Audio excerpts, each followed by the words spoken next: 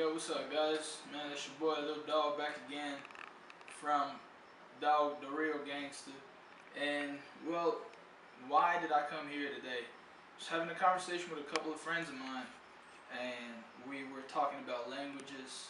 We were talking about hip hop and rap, and also we talked about how people in Brazil have been trying to learn English, how they're trying to master the English language, and well, many people have methodologies, they have methods, they have opinions on how people learn the language. And well, I came here to share actually what I've done to learn English and what I've been doing to teach English to my students. A couple of years ago, actually, to be like straight and yeah, to be precise, I would say 7 years ago when I started teaching. I was teaching at the school, but actually I was not a teacher. I was just like a tutor, and I was helping students out to see the difference in between British English, American English, and the other English that we have around the world. And what I did is I used DVDs, I used books, like a couple of DVDs I brought here today. Some of my favorite rappers, like here I've got Tupac, because for me he's one of the best rappers there was. I mean, some people say he's dead, some people say he's still alive, but he's just hidden. I don't know, but I mean, he's one of my favorite rappers. 50 Cent was the beginning of my career with English, because when I was a teenager, I used to love him and his music and his swagger and all that. So because of that, I started learning English because I tried to sing his songs and all that. This is another one.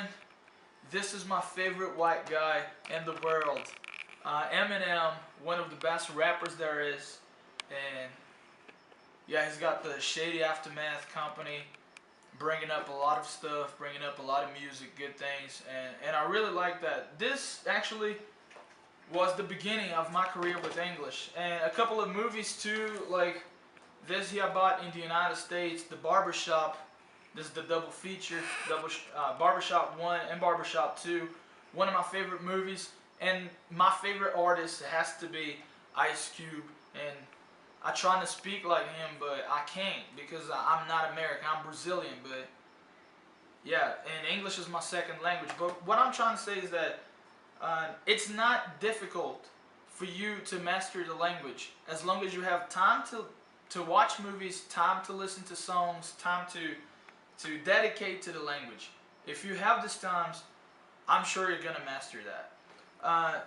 This is my favorite black movie at all. I mean, of all times, man. This is my favorite. Friday by Ice Cube and Chris Tucker.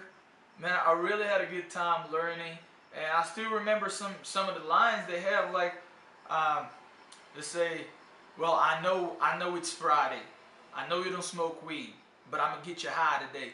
And I mean, a lot of Brazilian people don't speak like that because they've never watched the movie like that. Because most of the time, these movies don't come to Brazil. Let me see, another thing I have here is the shatas or gangsters. Shatas is a way to say gangsters in Jamaican English, Jamaican patois. They've got really nice vocabulary, different pronunciation, different expressions and all that. I learned a lot from this movie too, and yeah, this is one of my favorite movies. And my favorite comedian has to be Dave Chappelle.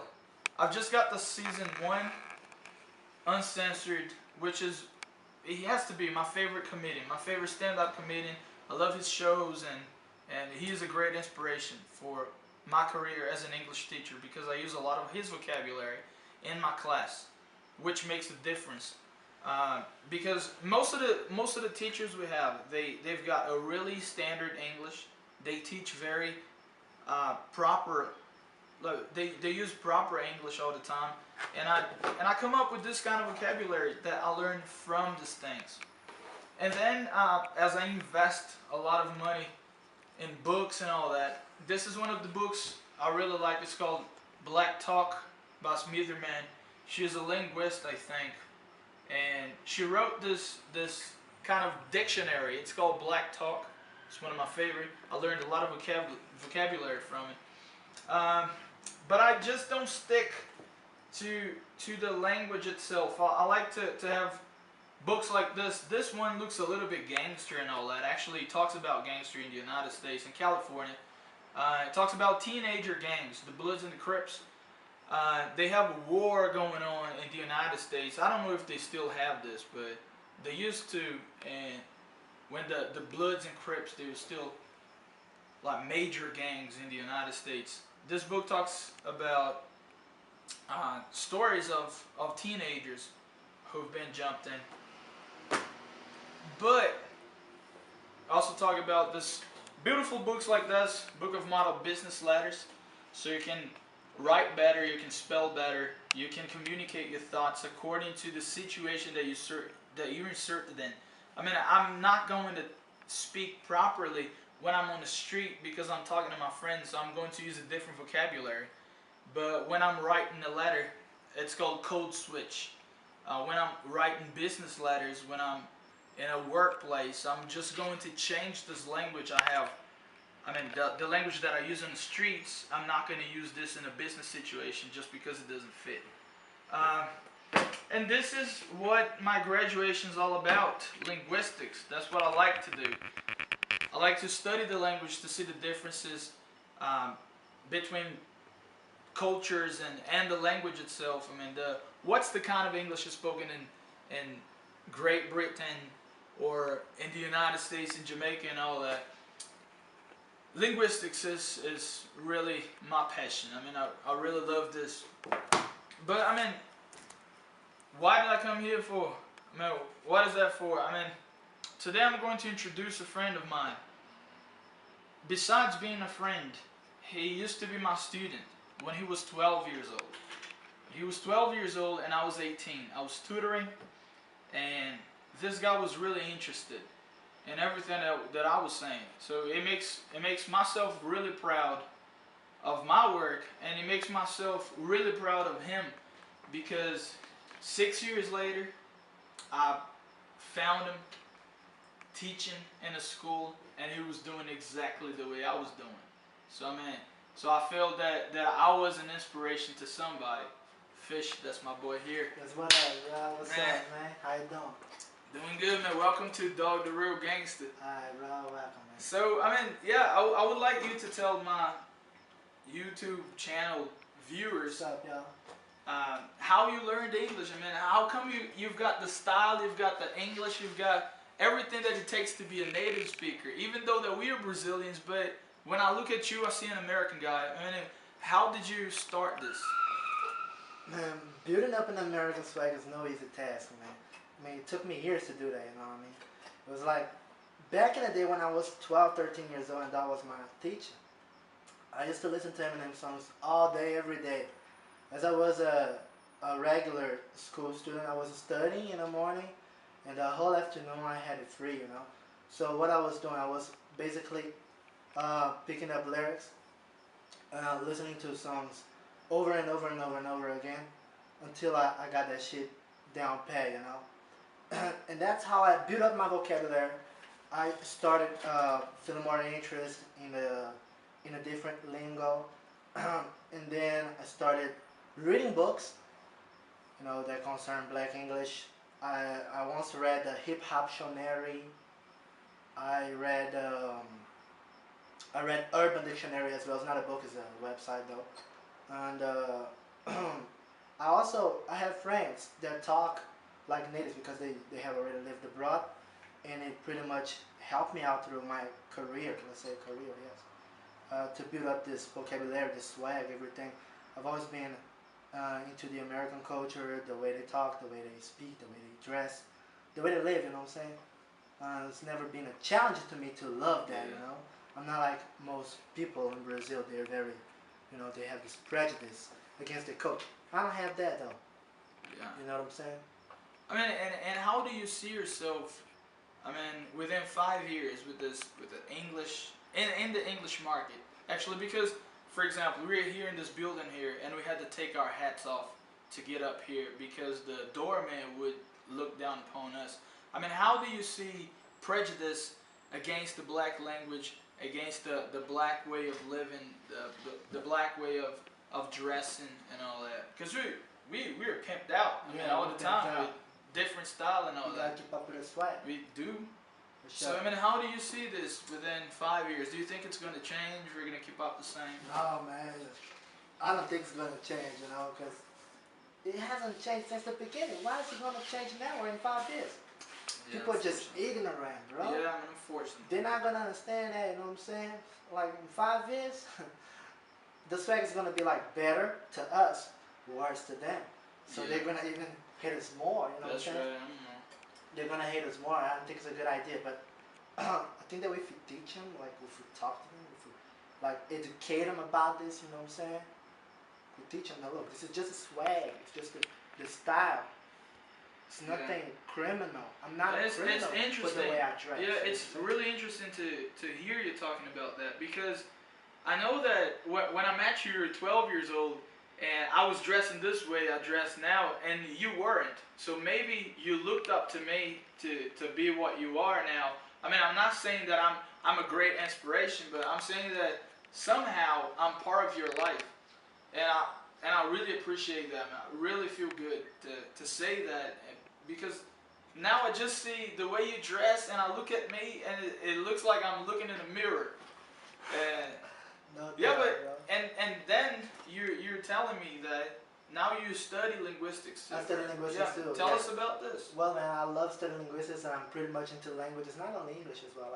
I've tried a couple languages before, but didn't work. I don't know what I'm saying. Like, I tried Turkish because I had this Turkish girlfriend. It didn't work though. Tried Spanish, but then I saw that there was an error on a CD. I threw that shit away. That shit made me mad. Oh, I spent like $50 on that crap, man. Yeah. That shit wasn't worth it. Man, as a linguistics student, man, I envision myself doing researches on dialectology, you know, this hardcore linguistics thing, this pretty much details things, like vernacular English as well. I do want to work with black English. I want to research that area a little bit more, you know what I'm saying? This is what I want to give focus to, you know what I'm saying? It's what I want to do in 5 years. This is what I want to be doing. Yeah, So that's good. And I mean, regarding still the black English, how do you keep up with the vocabulary? Because you know, like in every language, I mean, for me, what I see is that language is like a river. I mean, and it's go flowing. And if you don't keep up with the flow, I mean, you're just gonna be speaking that old terms. I mean, terms that are crossed over. I mean, terms that we don't even use. For example, I would say a lot of people say "what's up," but now people are saying "what's good," "what's popping," "what's cracking." How do you keep up with the vocabulary you have? first of all, here's a message to y'all watching me right now. English, man, is not a subject. Alright? It's not a subject. It's a language. People talk that. People live that. You know what I'm saying? So the best way to keep up with the language, with the vocabulary, with all the idioms, expressions, and all of that, is through music, movies. You know, we call it flicks.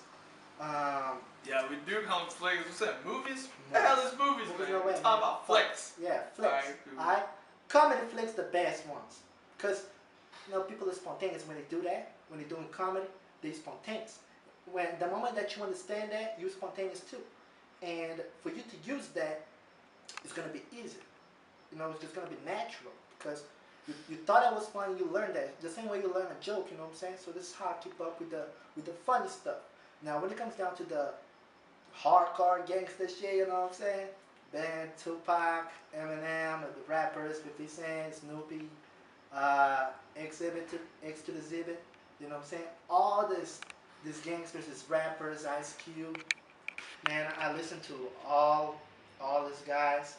I read the Urban Dictionary as well. This is what I do. That's good. It's good to hear that. And tell me a little bit about the difference between the standard English and the black talk. I mean, because we know that you're a teacher and you speak standard English while you're teaching, because we just can't teach black English because, I mean, it's not the way it is. Yeah. And in the United States, we know that people think that black English is talking dumb. I mean, because they use grammar the way they're not supposed to, and all that. How do you differentiate in between African American English and his standard English? How do you know you have to change? Which situations do you change? Tell me a little bit about that. Alright. Comes to teaching, baby. First of all, you gotta be careful with the students' level. Sometimes they're good, so it's completely alright if you use the black English because it's gonna make it different, you know, and it's gonna be new to him. He's gonna learn something new. But when it comes to freshmen, you know, let's say freshmen when they first start learning the English as a second language, you gotta take it easy on them. You have to show them the difference between the let's say the white English and the black one. First of all, what I try to do, I write the same sentence in standard English, and then I say it in black English. You know what I'm saying? And when I say it in black English, they go like, what? What did you just say? Then I have to write it down on the board, so they can understand. Oh, I can't believe you said that. That's so short. Exactly, and that's the difference that I try to show. That's the first difference that I try to show them. It's the different writing, and then along the different writing, there is also the speech pace. Yeah. You know, right? The speed that you take to say the same sentence, to read the same sentence. That's right. That's So I would take this as an example. Like sometimes when I'm talking to my students, I'll just say, "Hey guys, what have you been up to?" And if I'm talking to you, say, "Hey, what you been up to?" Yeah, for sure. Is that what you're saying? Yes, it's exactly Okay. like that. Like when you want to make ourselves understood, what do we usually say? We usually say, "Hey, do you understand what I mean?" Or "Do you understand what I'm saying?" Yeah. And we both know, man, that's not the way black people talk. What do they say? Know what I'm saying? Nah, me. Yeah. B to the L to the U to the E. Blue is the color. Nah, me. Yeah, I So remember that. that's the way we do it, baby. Yeah. We just shorten things up, you know what I'm saying? Shorten things up. That's black English. You know what I'm saying? That's what I try to show my students. Yeah. I mean, Vocabulary yeah. Actually, slangs the as well. speed, the vocabulary, the grammar itself. I mean, those in people using, I would say, instead of saying have as an auxiliary verb for present perfect, they use done. And they say, instead of saying I have changed my name, they say, I done changed my name. Right? Remember Jack Johnson song? Well, you done fail me. You done. No, that's Jason Mraz. Jason Mraz. No, that's just Jack Johnson. Jack Johnson? Because I'm saying Jason Mraz doing, well, you done. Is Jason Mraz? Jason Mraz. I thought it was Jack Johnson. My bad, y'all. Alright, no, that's alright. I just listen to hip hop. You know what I'm saying? Okay, I mean, time's short, man. It's really nice to have you here, but actually got to cut down on that because, well, this is our first time doing this shit together. Peace out, yeah. And as you can see, this guy's fluent in English. He's been working with English for a couple of years. Now. 2 years. Now, baby. 2 2 years. years now. Hire me. And my question to you is, who amongst y'all is speak English in 2 years the way he does? Woo! Who, baby? But what I'm trying to say is that we got the hooked on Ebonics. We got the hooked on how to learn the language. Ebonics is It's completely different from the standards, and it's completely different from the methodology you have in your school. Definitely. I mean, if you come have English classes with us, we are going to make you understand English the way the English language is. 50 highs an hour. Shut up, man. Let me talk. You see this nigga, we never gotta kick his ass. But really, I mean, we just practice English. We put into practice the language. And my last message to y'all today is, if you want to follow me on Twitter, you just follow at Dawg, DAWG _ Houston, HOUSTON. And then you're gonna have many tips and hints on phrasal verbs, black language, black talk, slang terms, idiomatic expressions, idioms, anything you need regarding English, you can go and ask us. And then you can follow my boy here. At Young Jamas. Alright? And how do you spell Capital YOUNG, capital JOMAZ. Yeah, just follow us in there. We're going to have a lot of hints. Thank you very much for watching this video. Dawg, the real gangster, back on track. Young All right, Jonas, holla. aka Fish. Peace out, y'all. All right.